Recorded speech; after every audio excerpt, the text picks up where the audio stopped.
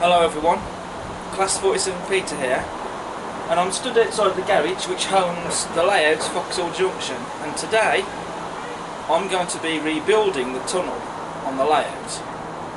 So sit back and relax and enjoy for a video that's going to be something a bit different.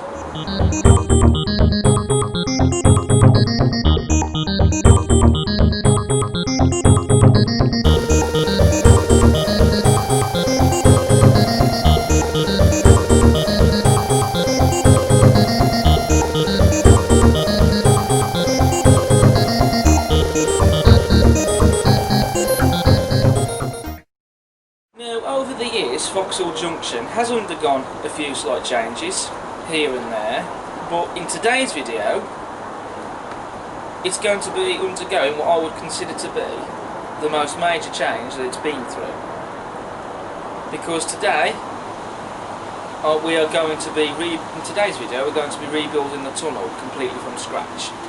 Now the tunnel, to be fair, it has stood the test of time. It has been on the layout since the layout was first built, more or less. But you know, to be honest with you, the tunnel isn't all that perfect. I mean, the main reason why we're rebuilding the tunnel is because the wood that was used, the legs were a bit too short, to be honest with you, to hold the tunnel up. But also, probably the most crucial thing, the wood was starting to bend and sag, so it wasn't flat anymore. I don't know if that was because a little bit of damp got in the wood and bent it out of shape, or whether it was weight possibly from things that was added on top of the tunnel. I don't know. But the wood was bent and that wasn't really much good. And also the build quality isn't great either. But then, to be fair, it's something that has been built for years, and again, considering what's happened to the tunnel with the wood bending out of shape, that sort of, you know, made the build quality of the tunnel not very good. But then there was also the track underneath the tunnel as well, which unfortunately recently on the layout there was one part of the track where there was a dip in the track, and that caused derailment problems, so we had to make that section flat and even, and to do that we actually used layers of filler to make it nice and flat, which it is now, and the trains can run over that more smoothly without any problems.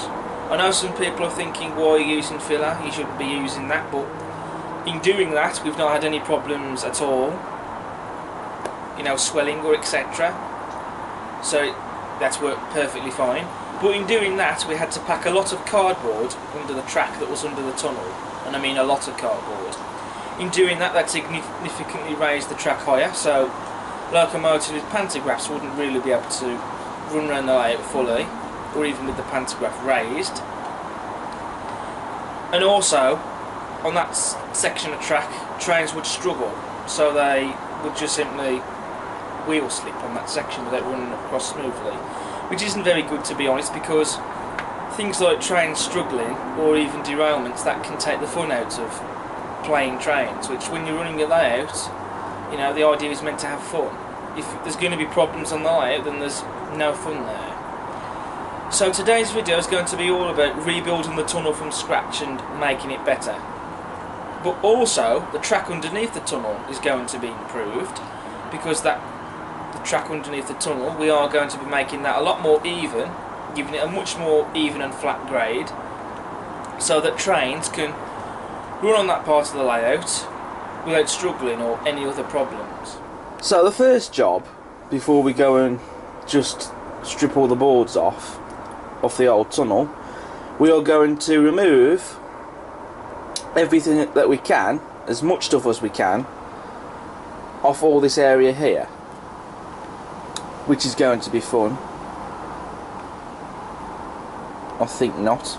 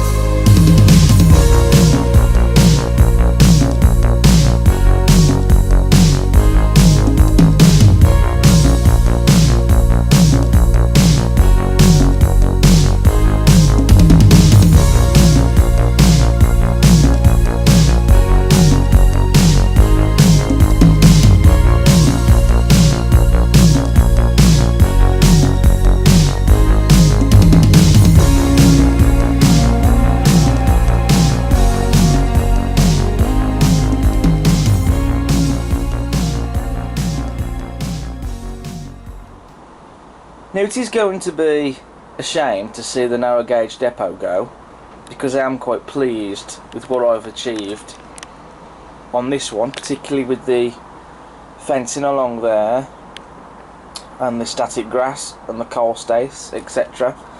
But on the new tunnel I am thinking about putting in a new narrow gauge depot, so that's something I am going to be looking into.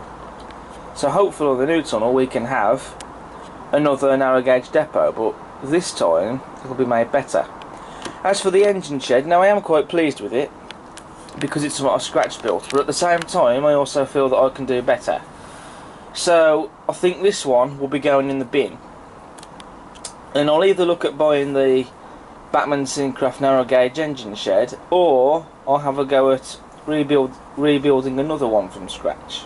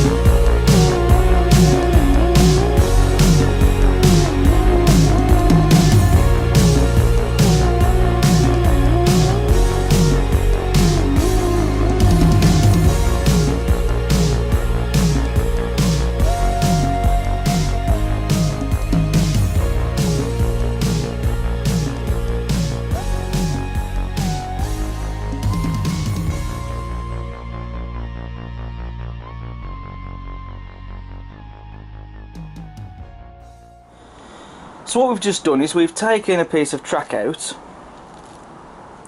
and that's ready to have this section lifted off.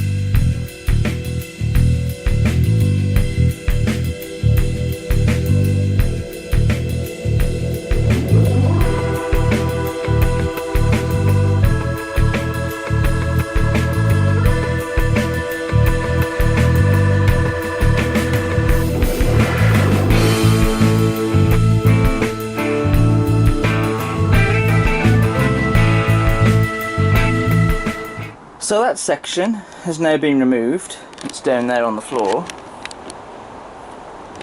And so now I've got to remove everything else off here. So I'll get one last look at this tunnel before it's all gone. Okay viewers, so after several minutes, this is how the tunnel looks now.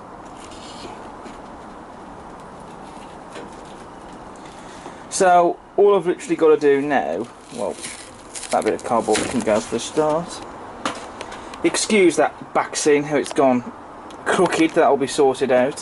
What I've got to do is I've got to use the craft knife next. I've got to slice across the top of there so I can keep those back gardens and that scenery bit there.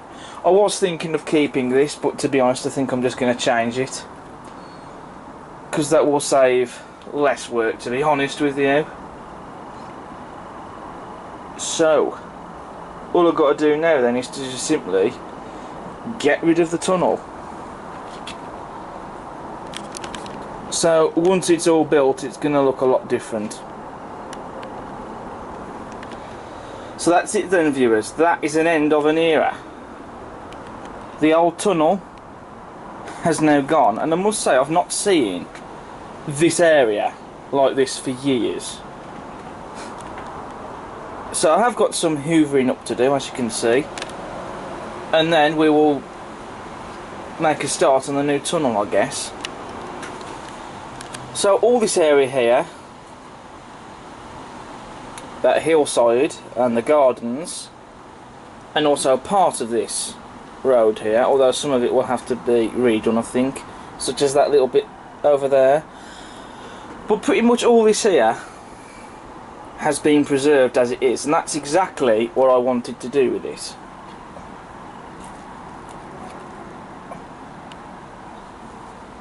So I'm quite pleased that this has all been preserved, because it would have been, I was quite proud of all this area along here, so it would have been a shame to have got rid of it, to be honest. So I've got to get the vacuum cleaner out, and then I've got to make a start on the tunnel, and also I've got to sort out that wonky back scene. So with this area now hoovered up, we now have to disconnect and remove this track here. So that's the next job. Okay, so all the track has been removed. As you can see, it's all over there. All these pieces of card, they're not going to be used under the track. They were just a temporary thing, to be honest. So the track's now been removed, so obviously before the tunnel is going to be built, the track is going to be relaid. But I'll show you why the track has been removed in just a second. Okay, so we've just come back from B&Q, where we have bought the wood for the new tunnel. So I will just flash up a photograph. So what we've bought is, we have bought a 6-foot baseboard, which is for the top, and we've also bought a couple of 12mm and 9mm boards, which that's actually is to go underneath the track to make the boards more level, because before the track wasn't as level. So the 12mm and the 9mm boards, they should make it more level. And also we have bought a couple of strips of wood which are for the legs for the tunnel. Okay viewers, so we have laid down a 9mm and a 12mm board. You will also notice that the track is now being connected back up, and it's now being relaid down. It's not fixed down.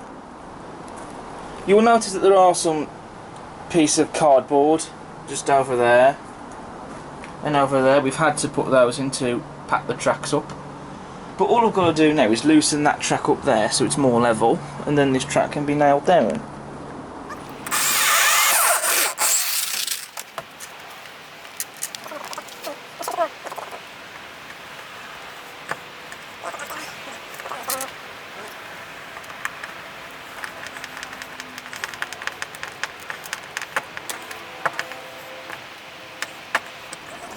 Okay, so my dad has screwed in the boards, as you can see. Now we have used, up this end it's a 9mm board, and up here is a 12mm board. You can see that this one is, the 12mm one is higher than the 9mm one. And some of you are probably thinking, why couldn't you have just used the same ones? Well, the problem is, if we'd used a 12mm board up this end, then it'd be too high up here, and likewise you know, you'd have a similar problem over here, like using a 9mm board, it wouldn't be high enough.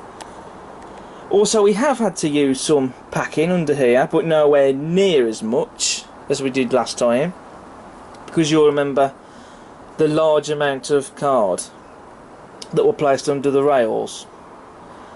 This time we've not had to use anywhere near that much. I mean, we have used some packing on the ends there, which has used a fair amount of card, but you know, that's had to have been done, that's a necessity.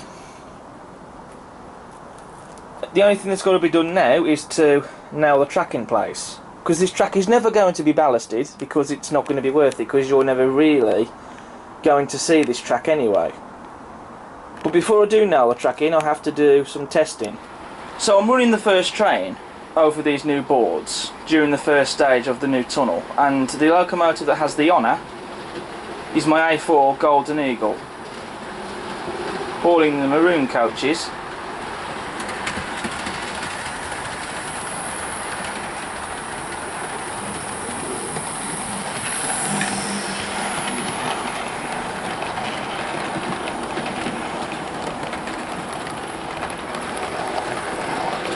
Success. That's a big thumbs up, that is.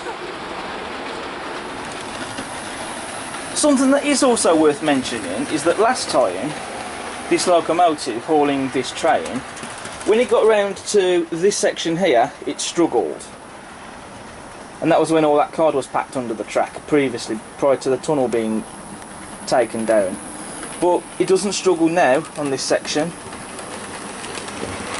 It just runs over there perfectly as if it wasn't there, and that's because the gradient over there is now much more even. I've decided to lay on another test run, and this time I've got my rocket out. So we're going to see if the Stephenson's rocket can run on this section of track, which it should be able to.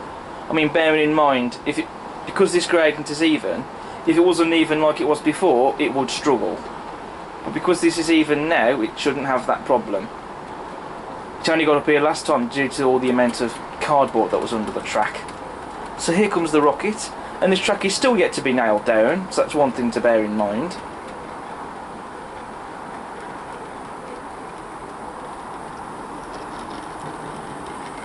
But look at that.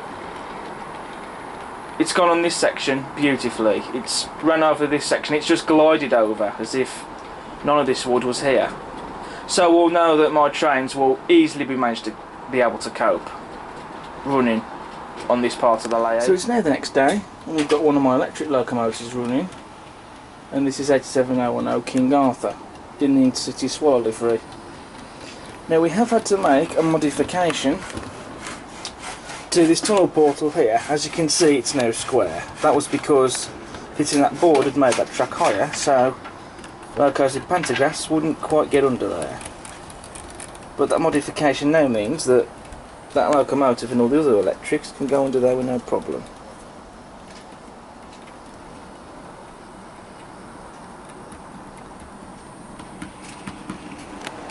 So we've made a start on the legs for the tunnel. So we've been cutting them using the saw. And what we're doing this time is that we're not only making the legs longer, taller I should say, but also there's going to be less of them, which I will explain in just a second.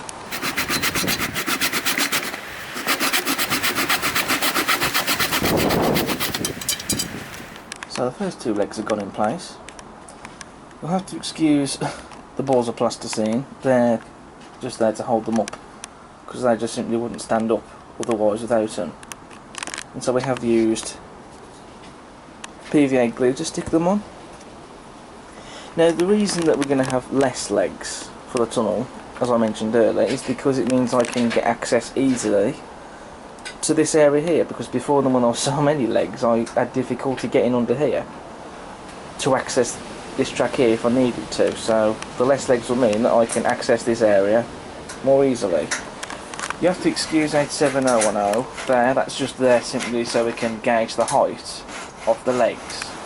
Okay viewers, so there has been a change of idea, a change of plan basically. What we're going to do is, this big piece of wood here, we're going to cut it in half, and what we're going to do is it's going to be fastened lengthways across here, because that way we think that we might not need the legs. So instead of having to go through all the trouble and cutting legs for the tunnel, if we cut this in half and fix it lengthways along here, then we can just place the board on top of that. So that way that should eliminate the use for any legs.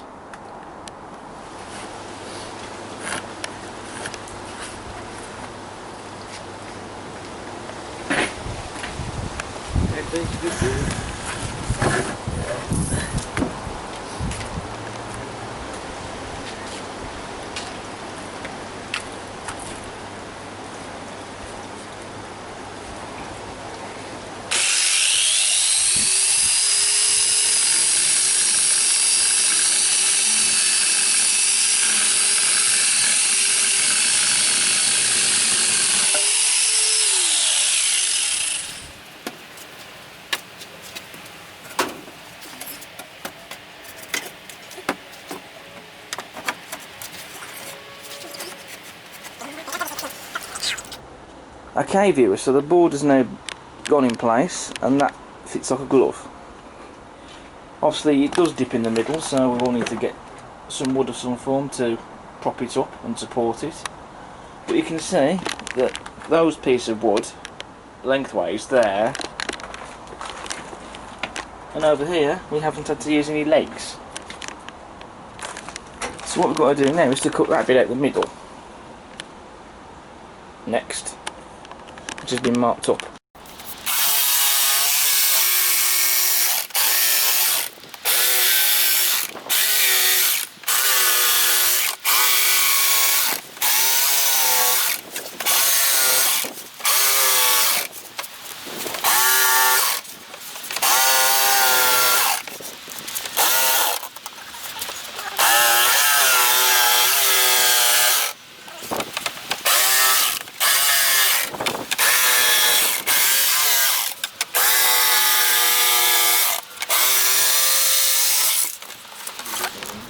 So my dad has now cut out the middle using the jigsaw.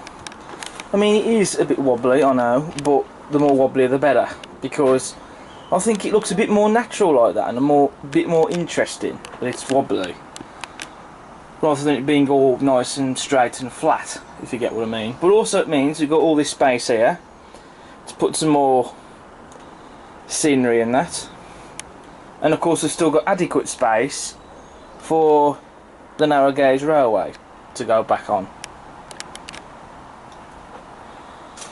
It is dipping in the middle, the boards, but again, as I already mentioned, we're going to get some under there to support that.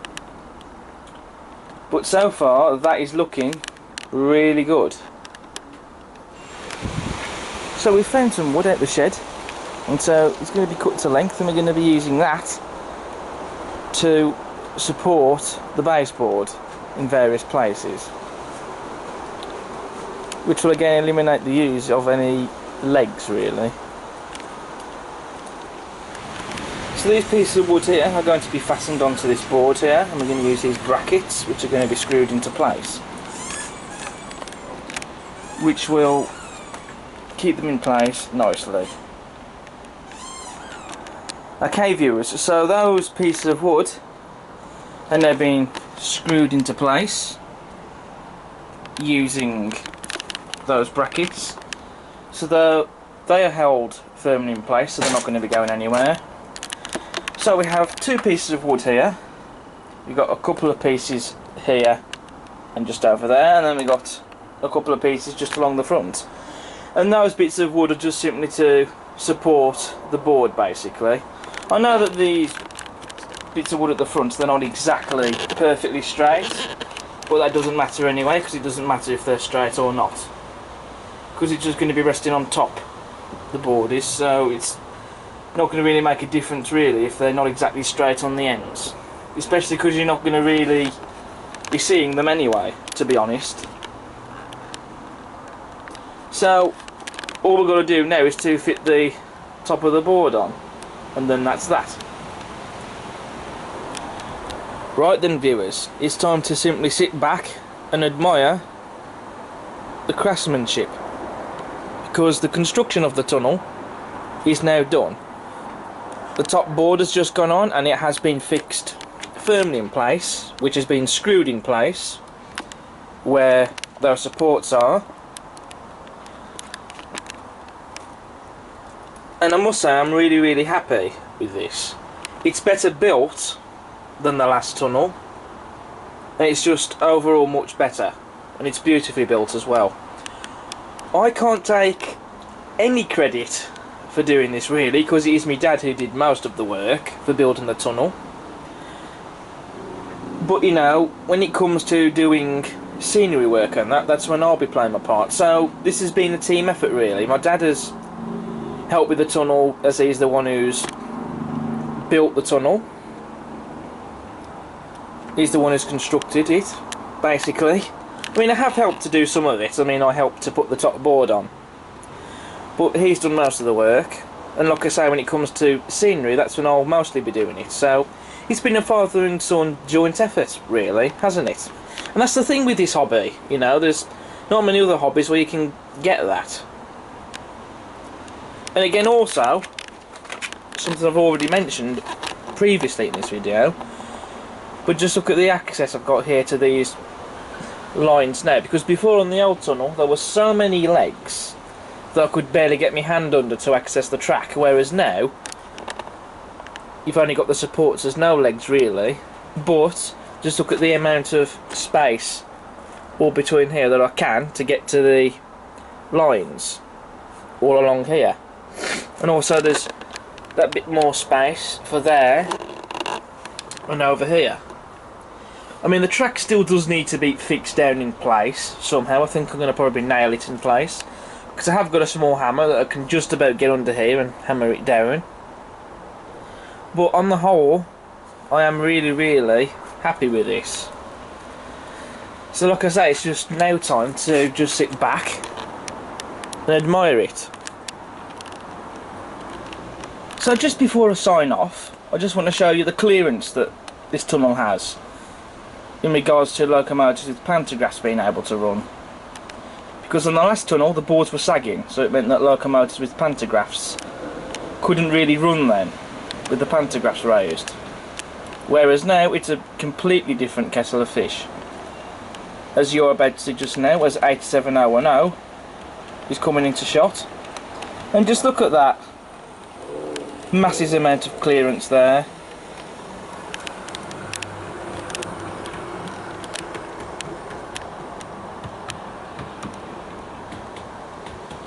Okay then viewers, so that brings us on to the end of this video on the construction of the tunnel for Vauxhall Junction. Now there's definitely going to be a part 2, which is where we'll be starting to make a start on the scenery work for the tunnel.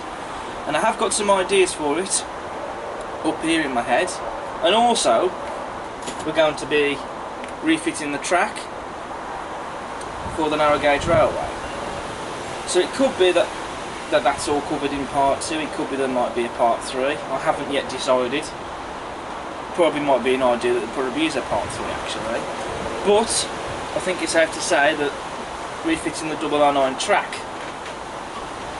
is definitely going to be a priority.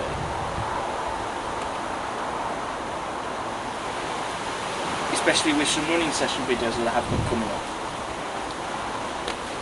So thank you for watching this video, I hope you've enjoyed watching it. Don't forget to subscribe to the channel if you haven't already, if you like what you see, that is.